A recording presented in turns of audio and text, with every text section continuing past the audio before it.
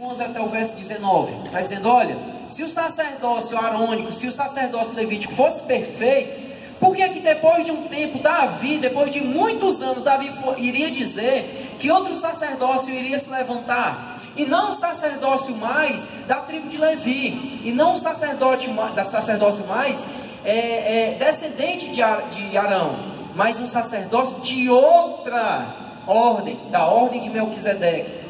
O que ele está dizendo é que esse sacerdócio, esse ofício, ele era transitório, isso é, passageiro. Teria que se vir algo que aperfeiçoasse esse ofício. E aí ele vai dizer que se vai mudar o sacerdócio, se vai mudar a forma como é eleito esse sacerdote, tem que mudar toda a lei. Por quê? Porque a lei, ela não pode ser mudada. E se eu mudar um parágrafo da lei, eu tenho que rever toda ela. Então quando ele diz assim, ó, no verso 12, 7, 12, porque mudando-se o sacerdote, necessariamente se faz também mudança na lei. Tanto é que ele vai dizer assim, ó, Cristo, ele é da tribo de Judá, e Moisés nunca disse que aqueles descendentes da tribo de Judá poderiam servir ao templo. Moisés nunca disse que aquelas pessoas descendentes da tribo de Judá fariam mediação entre o povo. Mas se nós tivermos que considerar que Cristo é sacerdote sobre essa ordem de Melquisedeque, toda a lei tem que ser vista, toda a lei tem que ser revista.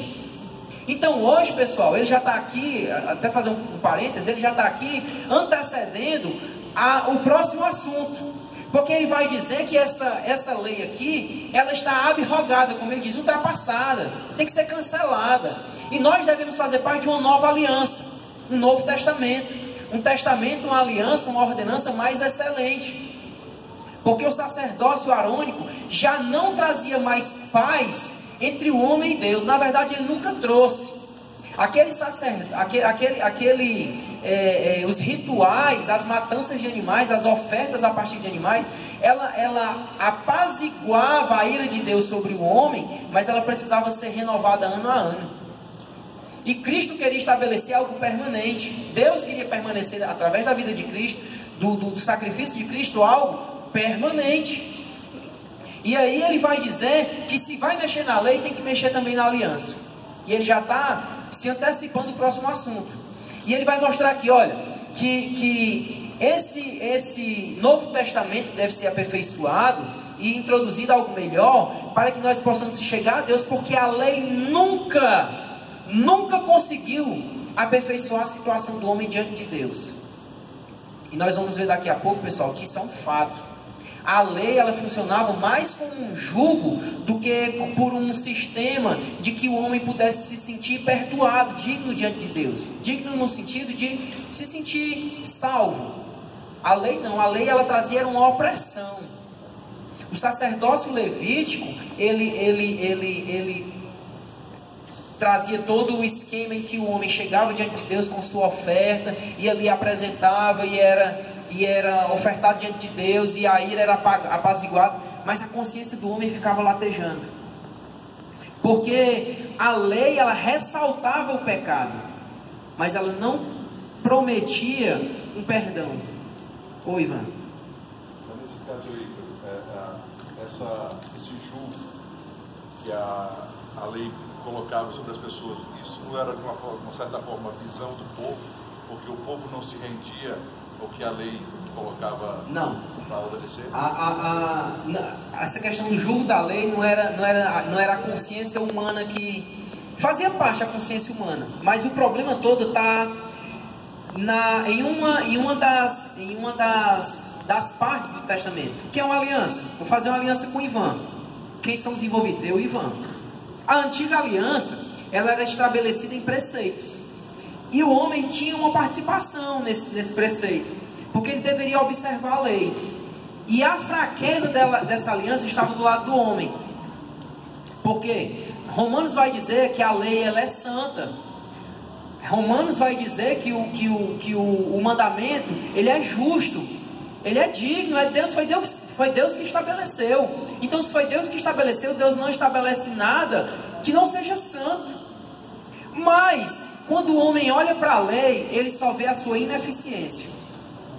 O homem só olha para a lei e diz assim: rapaz, eu não sabia o que era adulterar até que a lei dizia, não adultere. E quando o homem olha para a lei e diz assim, ó, não adultere, em vez do homem se sair de perto do adultério, sabe o que ele faz? Corre para cima. Então a lei, a ineficiência da lei era exatamente essa. Porque a lei apenas ressaltava o pecado. E quem está dizendo isso? É o Ícaro? Não, lê Romanos. Romanos fala exatamente isso que eu estou falando. A lei vem para que a ofensa fosse exalada, exaltada. E nada mais ela poderia fazer a não ser isso.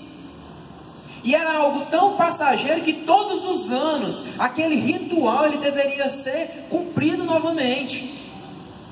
Então, quando no capítulo 7 ele vai mostrar a ordem de Jesus, que é a partir do chamado de Melquisedeque, a partir da ordem de Melquisedeque, ele também vai mostrar que Cristo ele vem aperfeiçoar um sistema de relação entre o homem e Deus, que não era mais ser repetido todos os anos, que a antiga aliança precisava ser abrogada, como diz no versículo 18, por causa da sua fraqueza e inutilidade. O que o autor está querendo dizer é que Deus está estabelecendo algo permanente, algo constante a partir daquele momento. Algo constante. Por quê? Porque só vai ser feito uma vez uma vez e nunca mais. Cristo ele veio para cumprir e não mais.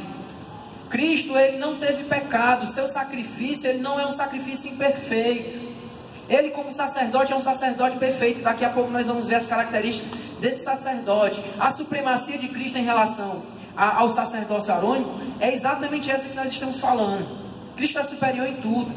Enquanto os sacerdotes precisavam pedir perdão pelos seus pecados também, Cristo nunca pecou. Enquanto que o sangue que era aspergido sobre a tampa do propiciatório, que era a tampa da arca da aliança, para perdoar pecados, para cobrir pecados, melhor dizendo, Cristo ele não derrama sangue de animal, não, ele derrama o seu próprio sangue. Olha a superioridade. A morte de alguém justo, Pedro ainda vai dizer isso, que um justo morreu pelos injustos. Olha a superioridade desse sacrifício. Era um sacerdote perfeito, nunca pecou. E mesmo ele não tendo nunca pecado, ele se fez sacrifício.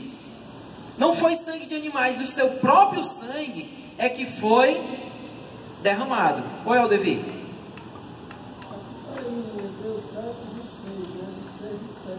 Oi? Hebreus 7, exatamente. Daqui a pouco a gente vai ver essa questão por que é que o sacerdócio e sacrifício de Cristo é superior. Vamos até caminhar aqui para que eu possa fechar o raciocínio e a gente veja por que é que Cristo é superior como sacerdote e daqui a pouco como sacrifício. O próprio Deus, pessoal, ele faz um juramento. Olha o versículo 20 e 22 do capítulo 7. E visto como não é sem prestar juramento, porque certamente aqueles que sem juramento foram feitos sacerdotes, mas este com juramento, por aquele que ele disse, jurou o Senhor e não se arrependerá, tu és sacerdote eternamente, segundo a ordem de Melquisedeque. Isso daqui que eu acabei de dizer, tu és sacerdote eternamente, segundo a ordem de Melquisedeque, é o próprio Deus que está falando. O sacerdócio levítico não precisava de juramento, não. Bastava apenas eu ter nascido naquela ordem, naquela tribo. Enquanto o próprio Deus, ele diz, olha, eu vou jurar algo, eu vou prometer algo e não vou me arrepender. O meu filho, o Messias enviado para salvar o homem, será sacerdote, intercessor, mediador de toda a humanidade, pela ordem de Melquisedeque. E eu dou minha palavra. Quem está dando a palavra é aquele que não tem a sua palavra revogada nunca. É ele que está prometendo. Um sacerdote levita não precisava fazer isso, não. Ele simplesmente nascia naquela tribo e se tornava sacerdote. Enquanto Deus ele consagra o seu filho sacerdote a partir de uma ordem muito mais excelente. Versículo 22. De tanto melhor conserto foi Jesus feito fiador. Conserto é aliança.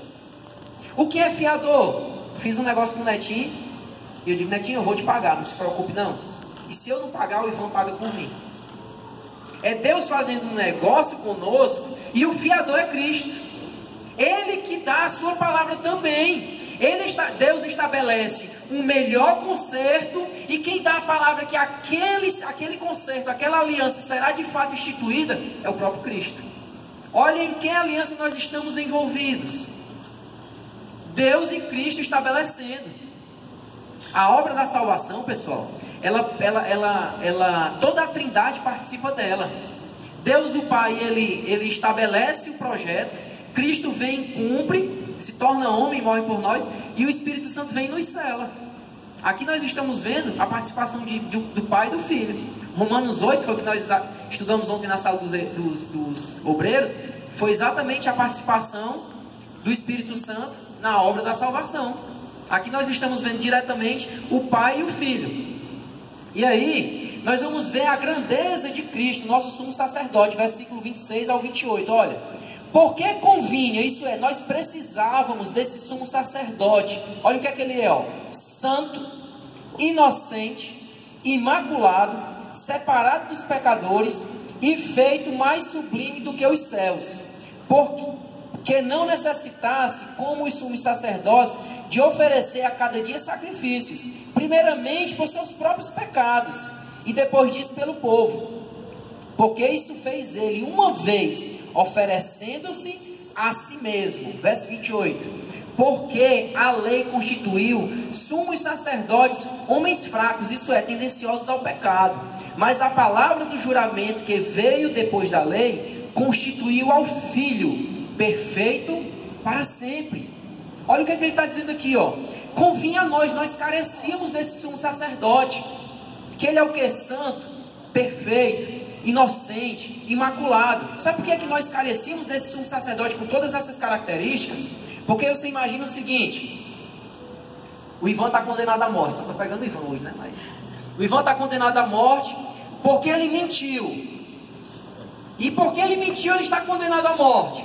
Aí eu chego perante o juiz e digo assim: eu gosto tanto do Ivan. Eu gosto tanto do Ivan que eu vou morrer no lugar dele. Mas sabe o que é que o juiz diz? Não. Se for para morrer, morre os dois. Porque o Ivan mente e você mente também. Então você não pode ser a oferta pelo Ivan.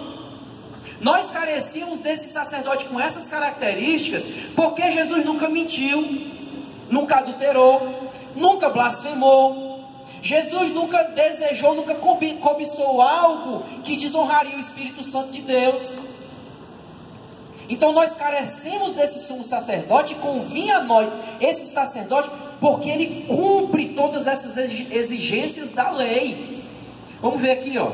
Ele é santo e se refere à condição da mente de Cristo em relação a Deus.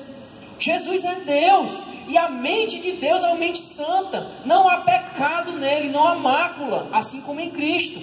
Olha a outra característica: ele é inculpável.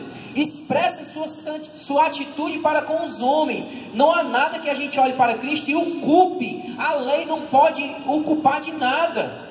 Quando a lei olha para Cristo, ela não pode cumprir as suas exigências.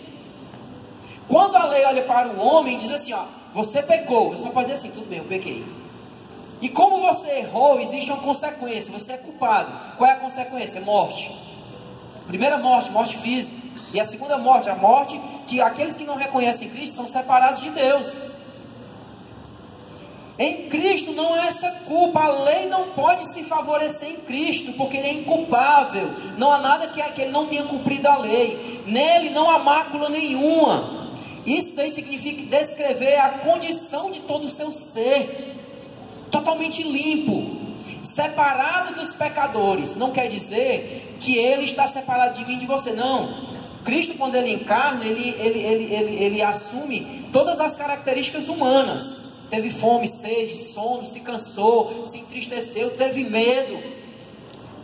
Mas ele em momento nenhum, sobre a influência do pecado, dos homens, ele poderia se distanciar de Deus. Ele não pecou, certo? Então ele está separado dos pecadores pela sua essência. Se ele é santo e inculpável, ele é distinto de mim e de você, porque ele jamais pecou, tá? Por último, ele é feito mais alto do que dos céus. Enquanto o sacerdócio levítico, o sacerdócio arônico, eram instituídos de homens terrenos, homens perecíveis, a sua ordem, ela vem do alto, é uma ordem excelente. Ele é constituído um sacerdócio, como diz no verso 28, o último, que diz assim, olha, porque a lei instituiu sacerdotes homens fracos. E entenda esses fracos aqui, não de vitalidade física, não de fracos espiritualmente, mas de homens suscetíveis ao pecado. E o sacerdote era. Pessoal, quando a gente lê os evangelhos, existe algo ali que a gente fica se perguntando. Existiam sacerdotes, porém em cada turma de sacerdotes existia um sumo sacerdote. Quando a gente vai ler os evangelhos, tinha quantos sumos sacerdotes? 2. Anás e Caifás. Homens corruptos. A corrupção da religião chegou no mais alto topo da religião judaica. É diferente de hoje. Olhe, tirando essa proporção de sacerdote, porque hoje nós já não temos mais sacerdotes, mas nós temos líderes. Nossos líderes. Líderes, quando eu digo nossos, não estou fazendo menção a um líder personificado, não. Estou falando da igreja do Senhor Jesus na terra. Olha nossos líderes. Vou pegar até os internacionais. Esses dias eu vi que o Benihim soltou uma nota se arrependendo de tudo que ele ensinou na década de 90 sobre a teologia da prosperidade. Mas durante anos e anos ele disseminou essa heresia que corrompeu toda uma geração. Toda uma geração. Então esses sacerdotes aqui eram homens. E homens, pessoal, eles estão suscetíveis à queda, a pecado. Sabe? É por isso que às vezes a gente quer tanto moralizar o negócio. A gente quer, não, agora vai mudar, agora vai ser bom. Pessoal, enquanto tiver homens executando tarefas, vai haver corrupção. Infelizmente, um não se corrompe, o outro não se corrompe, mas chega lá na frente e tem um corrupto. Infelizmente. Então aqui, Jesus ele é superior, e nesse versículo 28 ele termina o seu raciocínio do capítulo 7, mostrando a superioridade de Cristo, da forma que ele foi chamado, e principalmente, a sua essência. A essência de Cristo, o caráter de Cristo, é um caráter muito diferente e muito mais excelente do que o sacerdócio a partir da ordem da tribo levítica, dos levíticos, tá? Da casa de Arão. E assim, pessoal, a gente termina o capítulo 7. Nós vamos agora para o capítulo 8, e eu vou iniciar aqui para que no segundo tempo dê tempo a gente terminar o capítulo 8 e ver o capítulo 9. Mas aqui, ele já vai entrar no capítulo 8, no assunto em que ele tem uma préviazinha, lá pelo versículo 16, 19, a respeito da aliança. Se ele vai mudar o sacerdote, se ele vai mudar a forma de intermediação, ele tem que mexer em toda a lei. Então ele vai mostrar que hoje, nós não fazemos mais parte da antiga aliança. Nós fazemos parte hoje, nós temos acesso ao Pai, a partir de uma nova aliança, um novo concerto, um novo testamento. E ele vai mostrar ao povo judeu que é essa nova aliança, a aliança atual, que eu e você estamos inseridos nela, ela é superior à aliança antiga, a aliança que foi instituída sobre o povo judeu. Vamos ler aqui. A apostila, pessoal, ela nos orienta a ler o versículo 26 e até o 28, mas eu queria ler um pouquinho antes com você. Olha o versículo 1, diz assim, ó. Capítulo 8, nós estamos na apostila página 22, certo? E nós estamos no capítulo 8, estamos iniciando o capítulo 8 de Hebreus, tá certo? Diz assim, versículo 1: Ora, assuma, isso é, o que há de mais importante do que nós temos dito, é que temos um sumo sacerdote tal, que está assentado nos céus, à destra do trono da majestade, ministro do santuário e do verdadeiro tabernáculo, o qual o Senhor fundou, e não o homem, porque todo sumo sacerdote é constituído para oferecer dons e sacrifícios, pelo que era necessário que este também tivesse alguma coisa o que oferecer. Ora, se esse estivesse na terra, nem tampouco seria sacerdote, havendo ainda sacerdotes que oferecessem dons segundo a lei. Verso 5. Os quais servem de exemplar à sombra das coisas celestiais, como Moisés divinamente foi avisado, estando já para acabar o tabernáculo, porque foi dito: olha, faze tudo conforme o modelo que no monte se te mostrou. Verso 6. Mas agora alcançou ele ministério tanto mais excelente, quanto é mediador de um melhor concerto, que está confirmado em melhores promessas. Versículo 26, como... 26 não, desculpa. Verso 10, pessoal, desculpa, tá? Verso 10 diz assim, ó: porque este é o concerto que depois daqueles dias farei com a casa de Israel, diz o Senhor. Porei as minhas leis no seu entendimento, e em seu coração as escreverei. E eu lhes serei por Deus, e eles me serão por povo. E não ensinará cada um ao seu próximo, nem cada um ao seu irmão, dizendo: conhece o Senhor, porque todos me conhecerão, desde o menor deles até o maior. Versículo 13. Dizendo: novo concerto, envelheceu o primeiro. Ora, o que foi tornado velho e se envelhece está perto de acabar. O que o autor aqui está fazendo, pessoal, é lembrar quem é Cristo e onde ele se encaixa dentro dessa aliança.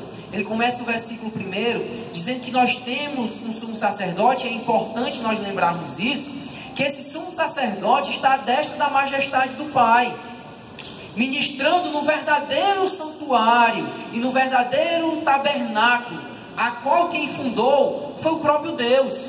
Sabe por quê? Na ordem arônica, pessoal, o antigo sacerdote, ele entrava num tabernáculo. Quando o povo está peregrinando no deserto, Deus chega para Moisés e diz assim: Moisés, faz uma tenda aí, que nós vamos chamar de tabernáculo, para que vocês possam me adorar. E Moisés constrói esse tabernáculo. Há de se ressaltar, e a gente deve lembrar, que esse tabernáculo ele foi construído por materiais excelentes: púrpura, linho, madeira de acácia, ouro. Tudo era do bom e do melhor, mas foi constituído e construído pela fragilidade humana. Por mais que o material fosse de primeira qualidade, vamos assim dizer, esse material com o tempo também, ele iria se deteriorar. Então esse sacerdote, quando ele entrava para oferecer sacrifício, primeiro, esse sacerdote dele mesmo, ele não tinha nada para oferecer. Quando diz no versículo aqui, ó, versículo 3 diz assim, ó: todo sacerdote é constituído para oferecer dons e sacrifícios, pelo que era necessário que tivesse alguma coisa. Quer dizer, para ele oferecer esses dons e sacrifícios, era necessário que o judeuzinho lá, o hebreu, chegasse: ó sacerdote, está aqui o meu novilho, ou então está aqui o meu boizinho pequeno, ou então está aqui a pombinha, que eu sou de uma família pobre, só tem uma pomba. Porque ele não tinha dom nem bem nenhum sacerdote que pudesse ofertar. E mais do que isso, ele entrava em um ambiente construído pelos homens. Enquanto Cristo, pessoal, ele está assentado à destra do Pai. Se existia um local especial, vamos assim dizer, no tabernáculo e depois no templo, era o Santo dos Santos. O Santo dos Santos simbolizava o local onde a habitação de Deus estava. A Arca da Aliança estava lá, simbolizando o trono de Deus. O candelabro estava lá para mostrar que a luz nunca se apagava e que o povo tinha que ser a luz do mundo. Mas e se não tivesse lá o sacerdotezinho para acender toda manhã, ou então quando apagasse acender novamente? Não importava, era perecível. Enquanto o Senhor Jesus ele está intercedendo por nós no verdadeiro tabernáculo, no verdadeiro santuário de Deus. E essa ideia aqui o autor está falando porque, por exemplo, Isaías capítulo 6, Isaías tem uma visão e diz que ele viu um santuário no céu. E nesse santuário existiam querubins que louvavam o nome do Senhor. Existe uma ideia, e não se sabe se isso é literal ou não, mas existe essa ideia de que no céu há um tabernáculo onde a adoração é permanente. E Cristo está lá intercedendo por nós. E nesse tabernáculo mais excelente, ele não é passageiro. Meu irmão, no céu não existe inatividade. Tem gente que sabe, eu quero ir para o céu só para passar a eternidade deitado. Não pense isso não, irmão. Não pense isso não, pelo amor de Deus.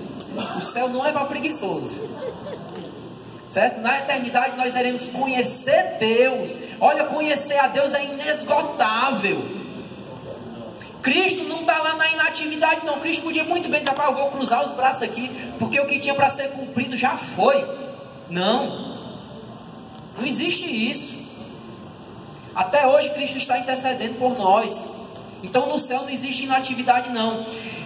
O sacerdócio e o ofício de sacerdote de Cristo é mais excelente, porque onde ele está intercedendo por nós, não é um local construído por mãos humanas. O sacerdote não tinha nada para oferecer por ninguém, enquanto Cristo tinha o que oferecer, a sua própria vida.